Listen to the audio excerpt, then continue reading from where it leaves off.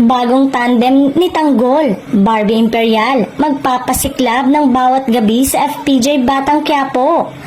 Tila nasagot na ang mga netizen kung sino ang bagong ka-love interest ni Tanggol sa Batang Quiapo. Ngayong gabi nga ay ipinakita ang karakter ni Barbie na may malaking kinalaman sa pagbabago ng buhay ng karakter ng bida na si Tanggol. Hindi pa malinaw kung magiging bagong love interest ba siya ni Tanggol, karakter ni Coco, o magiging kaibigan o kaaway.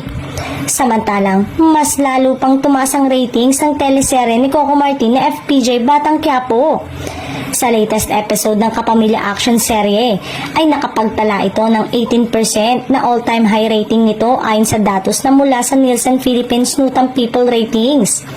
Winasak din ng FPJ Batang Quiapo ang sarili nitong record pagdating sa concurrent viewers sa Kapamilya Online Live sa Facebook at YouTube. May ilang online marites naman ang nagsasabing tataas ang ratings ng Kapuso serye kapag pumasok na ang kontrabida karakter ni Dennis Trillo.